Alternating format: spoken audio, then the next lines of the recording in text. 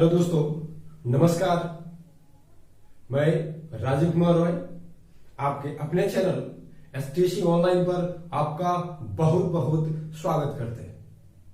दोस्तों, आज चलेंगे ट्रांसफार्मर के अगले टॉपिक पर, EMF equation of a transformer. Transformer के ईएमएफ इक्वेशन, विद्युत वाहक बल का इक्वेशन के बारे में दोस्तों चलेंगे। तो देखेंगे दोस्तों, यहां पर ट्रांसफार्मर में उत्पन्न होने वाला ईएमएफ, जो ट्रांसफार्मर में विद्युत वाहक बल पैदा होती है, वो कैसे पैदा होती है उसके बारे में हम जानेंगे। तो यहां पे देखें, तीन कारकों पर निर्भर करता है। ट्रांसफार्मर में जो विद्युत वाहक बल पैदा होता है वो तीन कारक पे डिपेंड करेंगे। वो कारक क्या क्या है दोस्तों, उसके बारे में जानेंगे। सबसे पहला दोस्तों यहां पे देखेंगे, ट्रांसफार्मर कोर में पैदा हुआ अधिकतम फ्लक्स F∅m, मैक्सिमम फ्लक्स की हम बात करते हैं। मैक्सिमम फ्लक्स, जब ट्रांसफार्मर में एक क्रिया होती है इलेक्ट्रोमैग्नेटिक इंडक्शन की, उससे प्राइमरी वाइंडिंग में जब आप सप्लाई प्रदान करते हैं तो वहां से प्राइमरी वाइंडिंग में एक मैग्नेटिक फ्लक्स उत्पन्न होती है, जिसे चुंबकीय फ्लक्स कहते हैं, और उसके अधिकतम मान, पहला कारक दोस्तों। दूसरा दोस्तों, सप्लाई फ्रीक्वेंसी। दोस्तों, इस सप्लाई फ्रीक्वेंसी पे एक सवाल भी आते हैं एग्जाम में, और बराबर आपको देखने को मिलेंगे कि भारत में फ्रीक्वेंसी का मान कितना होता है। भारत में फ्रीक्वेंसी का मान कितना होता है? तो दोस्तों, भारत में फ्रीक्वेंसी का मान 50 हर्ज होती है दोस्तों, 50 हर्ज होती है। भारत में आवृत्ति का मान 50 हर्ज होती है दोस्तों। तो दूसरा कारक दोस्तों यहाँ पे सप्लाई फ्रीक्वेंसी। तीसरा दोस्तों यहाँ पे देखेंगे, number of turn in windings. Winding का मतलब दोस्तों, ट्रांसफार्मर में दो वाइंडिंग होते हैं, एक प्राइमरी वाइंडिंग, एक दूसरा सेकेंडरी वाइंडिंग। कुछ इस प्रकार से सिंबल यहां आपको हमने बताया होगा पहले दोस्तों। अगर कुछ इस प्रकार का बना हुआ है तो यहां पे आप कहेंगे इसे प्राइमरी वाइंडिंग, और इसे कहेंगे सेकेंडरी वाइंडिंग दोस्तों। प्राइमरी वाइंडिंग में जब आप सप्लाई देते हैं तो ये यहां से नॉर्थ पोल, अगर ये फेज वायर है, ये न्यूट्रल है, तो यहां से बनेंगे नॉर्थ पोल, यहां पे नॉर्थ पोल, ये साउथ पोल। और मैग्नेटिक फ्लक्स का जो नॉर्थ पोल है, इस पाथ से होते हुए सेकेंडरी वाइंडिंग को क्रॉस करते हुए साउथ पोल को पहुंचती है, कुछ इस प्रकार से। और यहाँ पे जो फाई होता है, मैक्सिमम फ्लक्स का जो मान होता है, पहला कारक है दोस्तों यहाँ पे। दूसरा, यहाँ पे जो आप फेज और न्यूट्रल का जो सप्लाई आपने दिया हुआ है, ये दूसरा कारक है दोस्तों। यहाँ पे सप्लाई जो है फेज और न्यूट्रल में, ये 50 हर्ज की होती है दोस्तों। और तीसरा जो कारक होता है दोस्तों यहाँ पर, ये नंबर ऑफ टर्न। ये जो आपने टर्न यहाँ पे देख रहे होंगे प्राइमरी वाइंडिंग में और सेकेंडरी वाइंडिंग में, ये दोस्तों यहां पर देख रहे होंगे, ये कितने टर्न है, how many turns in primary winding and how many turns in secondary winding. ये दो यहां पे टर्न आप देख रहे होंगे, प्राइमरी का अलग है, सेकेंडरी का अलग है। तो ये तीन कारक दोस्तों, तीनों पे डिपेंड करते हैं ईएमएफ ऑफ ए ट्रांसफार्मर। तो इक्वेशन की तरफ हम अगर देखेंगे दोस्तों, यहां पर देखने को मिलेंगे आपको पहला इक्वेशन, जो ई फॉर होता है दोस्तों, ये ई का मान एवरेज होती है। एवरेज मान, औसत मान को हम डिनोट करते हैं। और ये जो औसत मान होते हैं दोस्तों, ये सबसे पहले directly proportional to phi M का मतलब मैक्सिमम फ्लक्स का जो मान होता है उसके समानुपाती होती है, directly proportional to phi M. दूसरा दोस्तों यहां पर देखेंगे, E directly proportional to F for दोस्तों सप्लाई फ्रीक्वेंसी। और तीसरा दोस्तों यहां पे होंगे E directly proportional to N for number of turn in windings.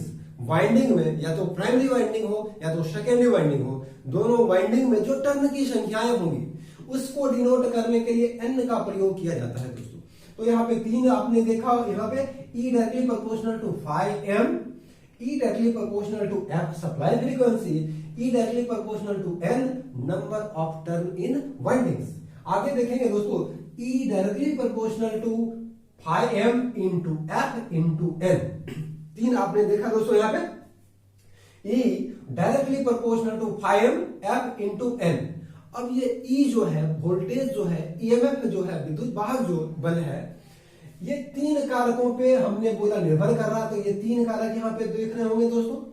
अब यहाँ पे आगे की टर्म की हम बात करेंगे तो अगला पॉइंट यहाँ पे देखेंगे दोस्तों, प्रत्येक साइकिल में चुंबकीय फ्लक्स 4 बार, प्रत्येक साइकिल में चुंबकीय फ्लक्स 4 बार शून्य एवं अधिकतम मान, शून्य एवं अधिकतम मान, जीरो वैल्यू और मैक्सिमम वैल्यू के बीच परिवर्तित होती है। मैक्सिमम मान और जीरो के बीच 4 बार परिवर्तित होती है, उसको भी हमें देखना है दोस्तों। तो यहां पे आप देखेंगे इसके बारे में कि 4 बार कैसे ये चेंज होती है दोस्तों। सबसे पहले हम बात करेंगे एक वेव की, जिसे हम कहते हैं साइन वेव दोस्तों। जो हमारा सप्लाई होता है साइन वेव के थ्रू हम लोग यूटिलाइज इसका करते हैं। अब यहां पर देखेंगे इनिशियल स्टेज दोस्तों, यहां पे देखेंगे इनिशियल इसका, यहां पे 0 डिग्री, 0 डिग्री पे साइन 0 का मान 0, इसीलिए जो यहाँ पे वोल्टेज E का मान भी 0 और I का मान भी यहाँ पे 0 होंगे दोस्तों। दूसरा साइन 90 का मान दोस्तों आप जानते होंगे, साइन 90 का मान यहाँ पे दोस्तों मैक्सिमम होता है। तो यहाँ पर देख रहे होंगे दोस्तों मैक्स 90 डिग्री पर। या दोस्तों किसी सर्कल की अगर बात करेंगे, सर्कल को हाफ करते हैं तो 180 डिग्री का बनता है। अब यहां से देखेंगे ये 0 डिग्री, यहाँ पे हाफ है तो पाई मतलब 180 डिग्री, और यहां पर दोस्तों इसे शिफ्ट करेंगे, इसे कहेंगे यहाँ पे 2 पाई दोस्तों 360 डिग्री। अब यहाँ पे देखेंगे दोस्तों ये जब वैल्यू इसका 90 डिग्री है, मैक्सिमम मान यहाँ पे डिनोट करेंगे। आगे फिर से दोस्तों देखेंगे यहाँ पर जब 180 डिग्री होगी तो पुनः इसका मान 0 डिग्री 0 होगा दोस्तों। फिर वापस यहां पर देखेंगे दोस्तों ये मान जब मान 270 के पास हो, 270 कहेंगे या 3π/2 कहेंगे, यहां पे मान माइनस में मैक्सिमम होगी दोस्तों, माइनस में मैक्सिमम होगी, और यहां पे 2π पे जो मान होगी दोस्तों ये 0 होगी। तो यहां से जब शुरुआत हुई 0 डिग्री से तो 4 बार देखेंगे, 1 2 3 4, 4 बार मान होती है, 2 बार शून्य होगी, 2 बार मैक्स होगी दोस्तों, 2 बार शून्य होगी और 2 बार मैक्सिमम मान होगी दोस्तों। तो यहाँ पे प्रत्येक साइकिल में, और इसे कहते हैं दोस्तों एक 1 फुल साइकिल, ये इसे कहेंगे पॉजिटिव हाफ साइकिल, और यहां से जो है पाई से लेकर 2π तक के जो मान है यहाँ पे कहेंगे इसे negative half cycle. Positive half cycle एवं नेगेटिव हाफ साइकिल दोनों को जब आपस में मिलाएंगे तो वो कहलाता है एक फुल साइकिल। यहां पर देखेंगे दोस्तों आगे, अब यहाँ पे हमें मान निकालनी है। जो भी हमारा वोल्ट मीटर होता है या आमीटर होता है, सभी में जो मान शो किया जाता है RMS वैल्यू शो किया जाता है। RMS का मतलब रूट मीन स्क्वायर वैल्यू, वर्ग माध्य मूल मान डिनोट किया जाता है, शो किया जाता है। चलिए दोस्तों देखते हैं आगे यहां पर। अब यहां से एक पॉइंट लाते हैं PF फॉर होता है पीक फैक्टर और FF फॉर फॉर्म फैक्टर। ये दोनों हमने साइन वेव के लिए लिया हुआ, इस दोनों का जो है हमने साइन वेव के लिए लिया हुआ। अब साइन वेव समझ में आ रही होगी दोस्तों। चलिए यहां पर देखेंगे पीएफ का फॉर्मूला होता है E max upon E RMS, maximum अधिकतम विद्युत वाहक बल बटे विद्युत वाहक बल का RMS मान का जब अनुपात करेंगे तो ये होगा पीक फैक्टर, और इसका मान √2 होता है। अब बात करेंगे फॉर्म फैक्टर की, तो E RMS upon E average, औसत मान जब भाग देंगे तो इसका मान 1.1 होता है साइन वेव के लिए दोस्तों।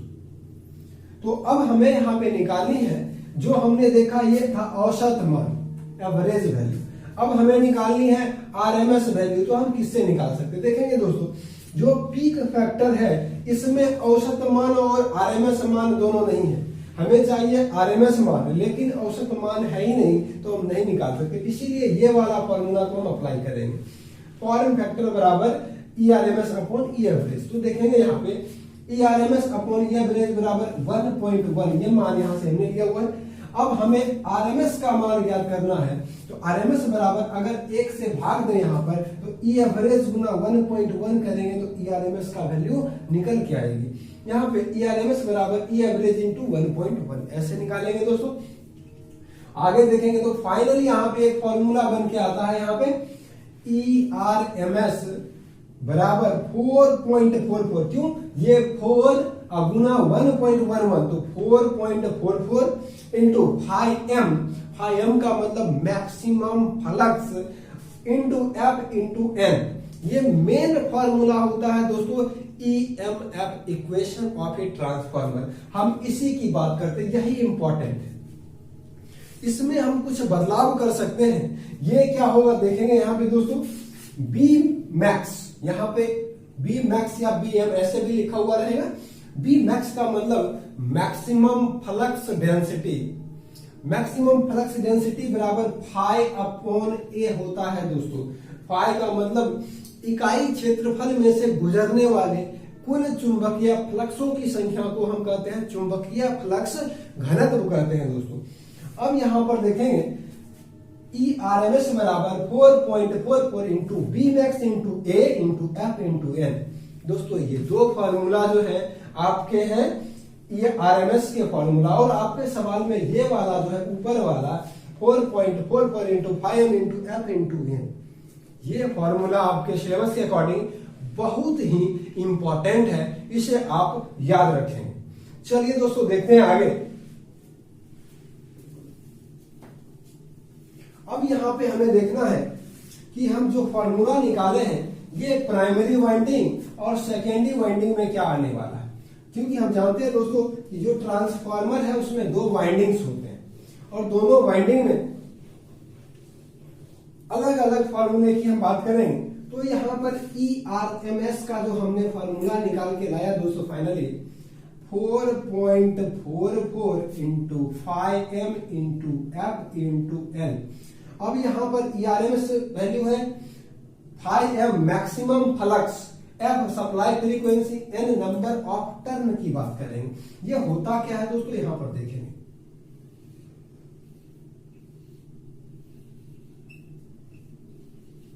अब यहां पे जाएंगे प्राइमरी वाइंडिंग की बात करेंगे, ये सेकेंडरी वाइंडिंग की हम बात करेंगे। प्राइमरी वाइंडिंग में जो टर्न की संख्या होगी ये होगी दोस्तों, और सेकेंडरी वाइंडिंग में जो टर्न की संख्या होगी ये होगी दोस्तों। अब इसे डिनोट करेंगे NS से, इसे डिनोट करेंगे NP से। अब जो वोल्टेज होगा दोस्तों यहां पर प्राइमरी में, इसे डिनोट करेंगे EP से, इसे डिनोट करेंगे ES से। तो यहां पर देखेंगे दोस्तों, अब ये RMS जो वैल्यू होता है, जो हमारा वोल्ट मीटर होता है दोस्तों, उसमें वोल्ट मीटर में कभी RMS लिखा हुआ नहीं मिलेगा आपको, सीधा E लिखा रहेगा या V लिखा हुआ मिलेगा आपको। कुछ इस प्रकार का यहाँ पे देखने को मिलेगा वोल्ट मीटर में दोस्तों। ऐसा वोल्ट मीटर यहाँ पे रहेंगे, कुछ ऐसा एक स्केल रहेगा, यहाँ पे मान डिनोट किया हुआ मिलेगा आपको दोस्तों, और यहाँ पर एक पॉइंटर के साथ यहाँ पे एरो लगा हुआ रहेगा। और इस कॉर्नर में यहाँ पे भी अगर ऐसे लिखी हुई है तो यहाँ पे इस प्रकार से साइन वेव का बना होगा, कुछ इस प्रकार से। भी आपको समझ जानी चाहिए कि ये जो है एसी में काम कर रही है, एसी में जो मान शो करेगी ये मान होगी RMS वैल्यू की होगी। ये रिप्रेजेंट किया हुआ आपको वहां पे नहीं मिलेगा, RMS लिखा हुआ नहीं मिलेगा। अब देखेंगे यहाँ पे हम प्राइमरी वाइंडिंग के लिए, तो प्राइमरी के लिए EP बराबर 4.44 into 5m into F into NP, यही इंपॉर्टेंट पॉइंट है दोनों। यहाँ EP होगी तो यहाँ NP होगी दोस्तों। और सेकेंडरी वाइंडिंग में ES बराबर होगा 4.44 into 5m into F into NS दोस्तों। प्राइमरी वाइंडिंग और सेकेंडरी वाइंडिंग के लिए हमने EMF इक्वेशन प्राप्त किया। तो दोस्तों उम्मीद करते हैं कि समझ आया होगा आपको इक्वेशन ऑफ ए ट्रांसफार्मर। इस ट्रांसफार्मर का इक्वेशन हम कैसे निकालते हैं। चलिए दोस्तों देखते हैं अगले टॉपिक। यहां पर देखेंगे ट्रांसफॉर्मेशन रेशियो, ट्रांसफॉर्मेशन रेशियो और वोल्टेज ट्रांसफॉर्मेशन रेशियो। ये ट्रांसफॉर्मेशन रेशियो क्या होती है, तो चलिए दोस्तों देखते हैं। ट्रांसफार्मर के सेकेंडरी वाइंडिंग में टर्न की संख्या तथा प्राइमरी वाइंडिंग में टर्न की संख्या के अनुपात को, तो ratio between secondary winding and primary winding is called transformation ratio. चलिए दोस्तों देखेंगे, इसे डिनोट करते हैं हम के से, और के बराबर यहाँ पे हम जानते हैं सेकेंडरी वाइंडिंग में जो नंबर ऑफ टर्न होंगे उसे डिनोट करेंगे एनएस से, और जो प्राइमरी वाइंडिंग में नंबर ऑफ टर्न होंगे उसे डिनोट करेंगे एनपी से। तो के बराबर एनएस बट्टे एनपी। और दूसरा देखेंगे दोस्तों, यहाँ पे अभी जस्ट हमने यहां से फॉर्मूला निकाला था इक्वेशन ऑफ ए ट्रांसफार्मर, तो इससे भी हम देख सकते हैं यहाँ पे। अब देखिए दोस्तों, ये फॉर्मूला जो ऊपर वाला है एनएस वाला, तो ये आपने ईएस से निकाला था, और ये जो एनपी यहां पे होगा दोस्तों, और ये था ईपी का फॉर्मूला था। अब यहां पर देखें के बराबर एनएस बटे एनपी, तो यहाँ पे 4.44 into 5m into F into NS बटे 4.44 into FM into F into NP. यहां पर देखेंगे ईपी बराबर, ये फॉर्मूला आपने प्राइमरी वाइंडिंग के लिए निकाला था, equation of a EMF equation of a transformer का प्राइमरी वाइंडिंग के लिए ईपी बराबर 4.44 into 5m into F into NP. और यहां पे होगा दोस्तों EP directly proportional to NP. अब आगे देखेंगे दूसरा, ES directly proportional to NS. तो दो इक्वेशन यहां पे आया आपका। अब देखेंगे यहाँ पे के बराबर एनएस बट्टे एनपी बराबर ईएस बट्टे ईपी, ये दो चीज तो समझ आ गई होगी दोस्तों। और यहां पर होता है आईपी बटे आईएस, ये उल्टा होता है, करंट का जो फॉर्म होता है ये हमेशा अपोजिट डायरेक्शन में होती है, इसको ध्यान रखना है। तो बोलेंगे कि ट्रांसफॉर्मेशन रेशियो इक्वल टू होगा दोस्तों एनएस बटे एनपी बराबर ईएस बटे ईपी बराबर आईपी बटे आईएस। इसका मतलब होता है दोस्तों, अगर ट्रांसफॉर्मर की हम बात करेंगे तो ट्रांसफॉर्मर में जो पावर होती है वो हमेशा समान होती है, कांस्टेंट, वो परिवर्तित नहीं होती है। लेकिन चेंज क्या होता है, अगर ये प्राइमरी वाइंडिंग है, ये सेकेंडरी वाइंडिंग है, तो यहाँ पे अगर वोल्टेज का मान प्राइमरी वाइंडिंग में अधिक होगी तो उसका धारा का मान कम होगा, क्योंकि दोस्तों अपोजिट है। और यहां पे वोल्टेज का मान अधिक, धारा का मान कम, जहां पे धारा का मान अधिक वहां पे वोल्टेज का मान कम होगा उस बाइंडिंग में दोस्तों। तो अब यहां पे समझ आई होगी दोस्तों, के बराबर एनएस बट्टे एनपी बराबर ईएस बट्टे ईपी बराबर आईपी बट्टे आईएस। इसी को हम कहते हैं दोस्तों वोल्टेज ट्रांसफॉर्मेशन रेशियो या ट्रांसफॉर्मेशन रेशियो ट्रांसफार्मर का कहलाता है। अब आगे चलेंगे दोस्तों अगले टॉपिक की तरफ। यहां पर अब देखने को मिलेंगे आपको इंपीडेंस रेशियो। इंपीडेंस का मतलब क्या होता है, प्रतिबाधा हिंदी में कहते हैं दोस्तों, प्रतिबाधा हिंदी में कहते हैं। ये होती क्या है, आप प्रतिरोध का नाम सुने होंगे।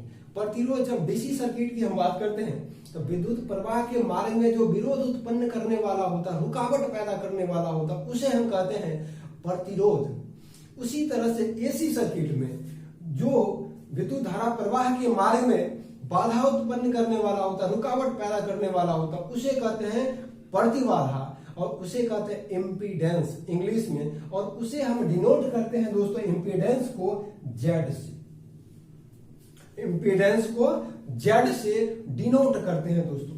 चलिए यहां पर देखना है हमें इम्पीडेंस रेशियो।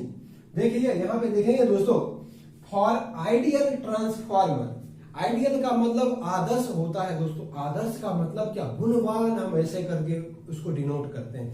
मतलब क्या, जो 100% काम करने वाला होता है, लॉस 1% भी ना करे, उसे हम कहेंगे आइडियल। तो यहाँ पे बात करेंगे जितना हम इनपुट देंगे लेके उतना ही आउटपुट अगर प्रदान करते हैं जिससे, तो वो कहलाएगा आइडियल। लेकिन बाय प्रैक्टिकली ऐसा होता नहीं है, लेकिन हम थ्योरेटिकली पढ़ते हैं इसको कि आइडियल ट्रांसफार्मर। चलिए दोस्तों यहाँ पे देखेंगे impedance ratio for ideal transformer के केस में पढ़ेंगे। पीपी का मतलब प्राइमरी वाइंडिंग में पावर बराबर पीएस बराबर सेकेंडरी वाइंडिंग में पावर। पी फॉर पावर का मतलब शक्ति दोस्तों, और पी बराबर हम आप जानते होंगे दोस्तों, यहाँ पे देख लेंगे एक बार, ओम का नियम आप लोग जानते होंगे, ओम का नियम। V बराबर आई आर होता है दोस्तों, और P बराबर V इंटू आई होता है दोस्तों। अब यहाँ पे V का मान अगर आई आर हम पुट करते हैं और इंटू आई करेंगे तो ये आई स्क्वायर आर हो जाएगा, और यहाँ पे हम बात करेंगे आई स्क्वायर आर आर फॉर ये डीसी सर्किट के हमने अभी लिखा हुआ था। अब देखेंगे, बात करेंगे एसी सर्किट के लिए। जो आर है उसे हम सिर्फ जेड में कन्वर्ट करेंगे, क्योंकि इंपीडेंस के नाम से जानते हैं एसी सर्किट में। तो यहां पर देखेंगे दोस्तों, प्राइमरी वाइंडिंग में जो पावर है आई पी का स्क्वायर इंटू जेड पी, और दूसरा आई टू आई एस का स्क्वायर इंटू जेड एस। दोस्तों यहां पर देखेंगे, अब इसको हमें क्या करना है कि धारा को एक साइड लेके आना है आपको, और इंपीडेंस को एक साइड। कहने का मतलब को जो ईमानदार है उसे एक कैटेगरी में रखे और जो चोर है उसे एक कैटेगरी में रखे। चलिए दोस्तों यहां पर देखेंगे, जो धारा है आई पी का स्क्वायर अपॉन आई एस का स्क्वायर, इसको एक साइड लाया गया और दूसरे साइड जेड एस बटे जेड पी। अब यहां पे करेंगे आई पी बटे आई एस का होल स्क्वायर, क्योंकि ऊपर नीचे दोनों में स्क्वायर है दोस्तों। आई पी बटे आई एस का होल स्क्वायर बराबर जेड एस बटे जेड पी, और जब इस स्क्वायर को हटाएंगे तो दूसरी तरफ बॉर्डर पाथ वहां पे रूट चढ़ जाती है दोस्तों। तो देखेंगे आई पी बटे आई एस बराबर, यहाँ पे आपने फाइनली आउटपुट प्राप्त किया आई पी बटे I S equal to root over Z S बटे जेड पी। तो इसे हम कहते हैं दोस्तों इंपीडेंस रेशियो। अब यहाँ पे नाम जानेंगे, आई पी प्राइमरी वाइंडिंग में विद्युत धारा, आई एस सेकेंडरी वाइंडिंग में विद्युत धारा, जेड एस सेकेंडरी वाइंडिंग में प्रतिबाधा, जेड पी प्राइमरी वाइंडिंग में प्रतिबाधा। तो उम्मीद करते हैं दोस्तों आप समझ गए होंगे। अब मिलेंगे अगले टॉपिक के साथ, लॉसेज इन ए ट्रांसफार्मर। तो हमारे चैनल के साथ बने रहें। धन्यवाद, टेक केयर।